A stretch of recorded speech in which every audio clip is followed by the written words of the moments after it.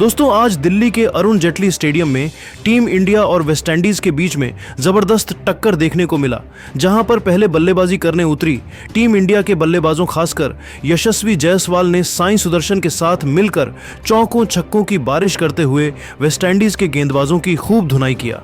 जी हां दोस्तों, इस वीडियो में हम आपके टीम इंडिया और वेस्टइंडीज के बीच हुए इस महामुकाबले की पूरी हाईलाइट्स बताएंगे, तो वीडियो को अंत तक जरूर देखिए। और अगर आपको भी भारत वेस्टइंडीज के बीच में खेला गया यह रोमांचक मुकाबला पसंद आया हो तो हमारी इस वीडियो को दिल से एक लाइक जरूर कर दीजिए। अब आपको सीधा हाइलाइट्स को दिखाते हैं। दोस्तों, जैसा कि आप सभी को पता ही है कि अभी वेस्टइंडीज और टीम इंडिया के बीच में 2 मैच की टेस्ट सीरीज खेली जा रही है।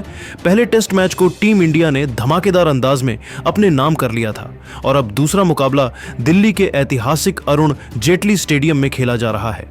इस मुकाबले को देखने के लिए पूरा स्टेडियम लाखों दर्शकों से खचाखच भरा हुआ था। इस मुकाबले में सिक्का उछाला गया तो किस्मत ने टीम इंडिया का साथ दिया। भारतीय कप्तान शुभमन गिल ने टॉस जीतकर बल्लेबाजी करने का फैसला किया और वेस्टइंडीज को उन्होंने गेंदबाजी करने के लिए आमंत्रित कर दिया। 9:30 बजते ही मुकाबला पूरी तरीके से शुरू हो गया। टीम इंडिया की तरफ से ओपनिंग करने के लिए हर बार की तरह 2 खूंखार बल्लेबाज यशस्वी जायसवाल और केएल राहुल की खतरनाक जोड़ी मैदान पर उतरी। दोनों बल्लेबाजों के कंधों पर भारत को तेज शुरुआत दिलाने की जिम्मेदारी थी। वहीं दूसरी तरफ वेस्टइंडीज की तरफ से गेंदबाजी करने के लिए पहले ओवर लेकर आए जेडन सील्स अपने खतरनाक गेंदबाजी से जायसवाल को खूब चकमा दे रहे थे और उन्होंने पहले ओवर में भारतीय टीम का खाता भी नहीं खुलने दिया। दूसरे ओवर में वेस्टइंडीज के कप्तान रोस्टन चेज ने गेंदबाजी करने के लिए एंडरसन फिलिप को भेज दिया। उनके सामने स्ट्राइक पर मौजूद थे कि एल राहुल। उन्होंने ओवर की 5वीं गेंद पर तगड़ा प्रहार किया और चीते के रफ्तार से दौड़कर 2 रन चुरा लिए। इसी के साथ टीम इंडिया का खाता खोला। तीसरे ओवर में जायसवाल और राहुल दोनों बल्लेबाजों ने सिर्फ सिंगल की सहायता से ही काम चलाया और 2 रन जोड़े। 3 ओवर के समाप्ति के बाद टीम इंडिया का स्कोर बिना किसी विकेट के नुकसान पर 4 रन था। वेस्टइंडीज की तरफ से चौथा ओवर लेकर आए एंडरसन फिलिप की दूसरी गेंद को कल राहुल ने लेग साइड की दिशा में धकेल दिया। गेंद तेजी से बाउंड्री की तरफ बढ़ रही थी, लेकिन यहां पर वेस्टइंडीज की तरफ से शानदार फील्डिंग देखने को मिला और जस्टिन ग्रीव्स ने गेंद को रोक दिया। लेकिन तब तक राहुल ने तेजी से दौड़कर 2 रन बटोर लिए और स्ट्राइक अपने पास ही रखा। 5वीं गेंद पर राहुल ने तगड़ा प्रहार किया और गेंद लॉन्ग ऑफ की दिशा में 4 रनों के लिए चली गई। यह है टीम इंडिया के इस पारी का पहला बाउंड्री था।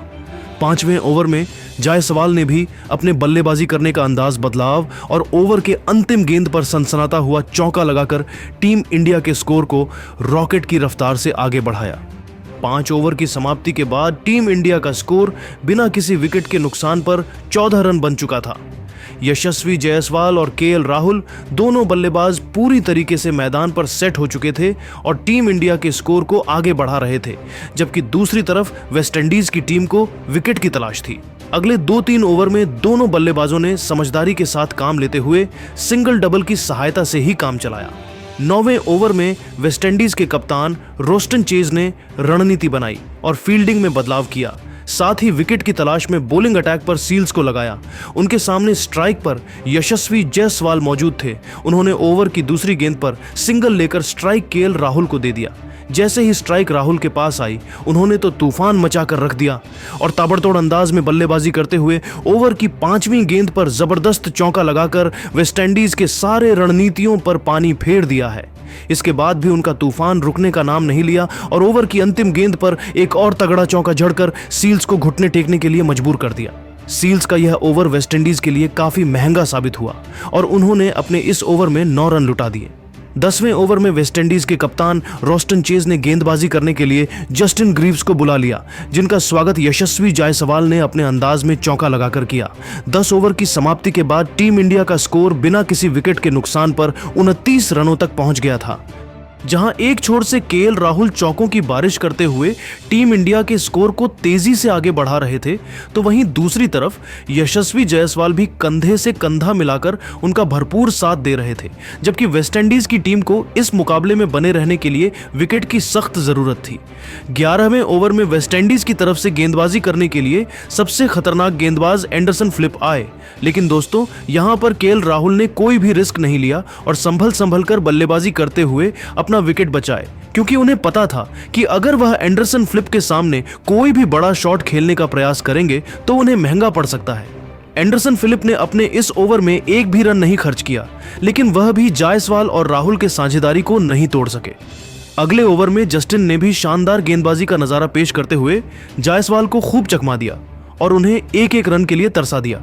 लेकिन दोस्तों, 13वें ओवर में जैसे ही यशस्वी जायसवाल को मौका मिला, तुरंत ही उन्होंने इस मौके का जबरदस्त फायदा उठाते हुए ऑफ साइड की दिशा में सनसनाता हुआ चौका लगाकर टीम इंडिया के स्कोर को 34 रनों तक पहुंचा दिया।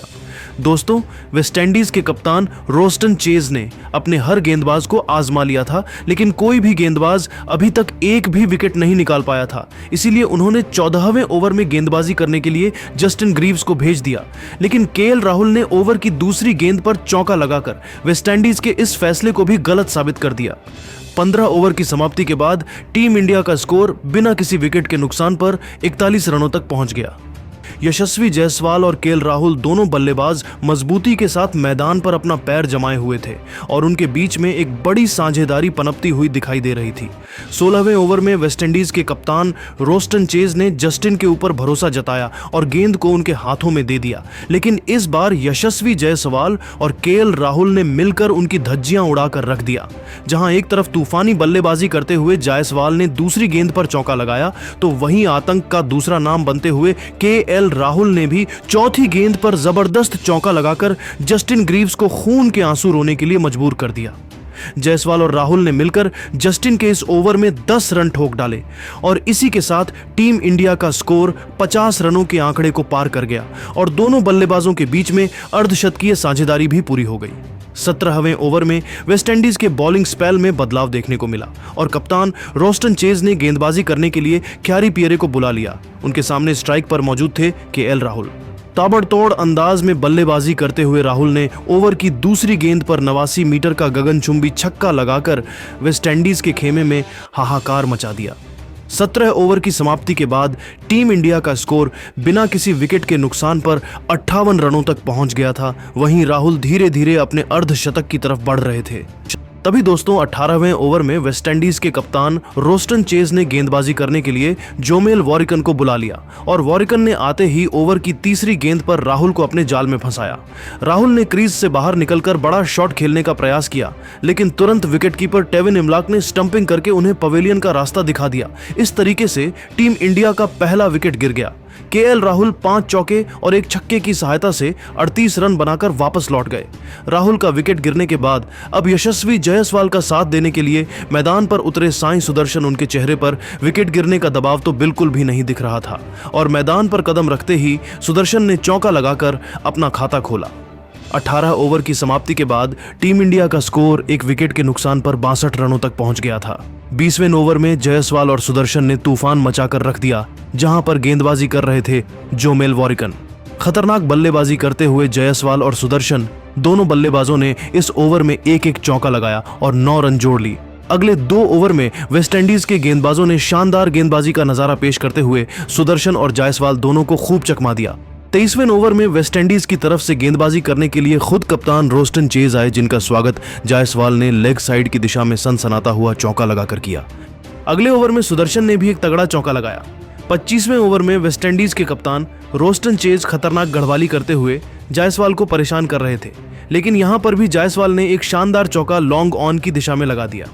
25 ओवर की समाप्ति के बाद टीम इंडिया का स्कोर एक विकेट के नुकसान पर 89 रनों तक पहुंच गया था और पहला सेशन अब धीरे धीरे समाप्ति की तरफ बढ़ रहा था।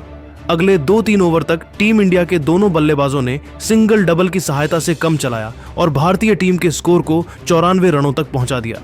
इसी के साथ पहला सेशन खत्म हुआ और लंच ब्रेक का समय हो चुका था। लंच होने तक यशस्वी जायसवाल 40 रनों की तूफानी पारी खेलकर मैदान पर डटे हुए थे, जबकि सुदर्शन 16 रन बनाकर उनका साथ दे रहे थे। लंच ब्रेक के बाद जब दूसरा सेशन शुरू हुआ तो जायसवाल और सुदर्शन दोनों ने अटैकिंग पारी खेलने का पूरा मन बना लिया था। 29वें ओवर में वेस्टइंडीज की तरफ से गेंदबाजी करने के लिए आए सील्स। यहां पर तो यशस्वी जायसवाल ने उनकी जमकर धुनाई कर दी।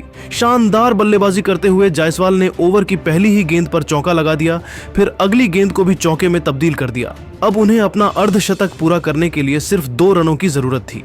ओवर की चौथी गेंद पर जायसवाल ने एक और सनसनाता हुआ चौका लगाया। इसी के साथ उन्होंने तूफानी अर्धशतक ठोक दिया। उनके टेस्ट करियर का यह 12वां अर्धशतक था। उन्होंने बल्ले को हवा में लहराकर इस मोमेंट का सेलिब्रेशन किया।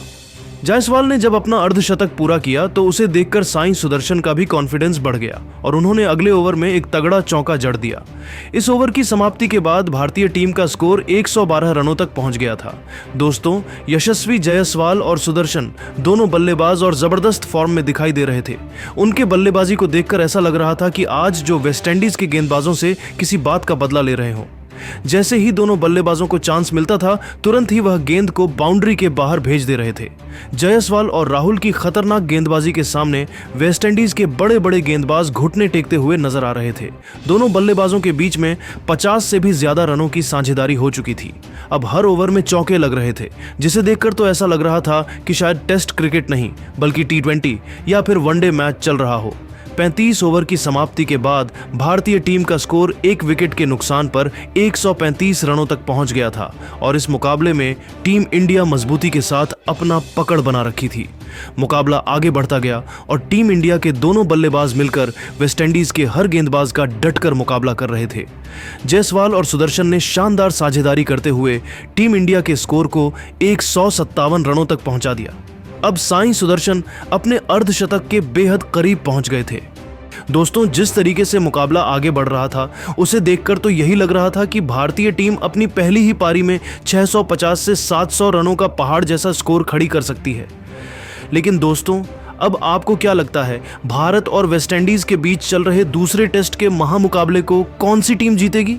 अपनी कीमती राय नीचे कमेंट करके बताइए और ऐसी धमाकेदार हाइलाइट्स के लिए हमारे चैनल को सब्सक्राइब करना तो बिल्कुल भी मत भूलिए। धन्यवाद।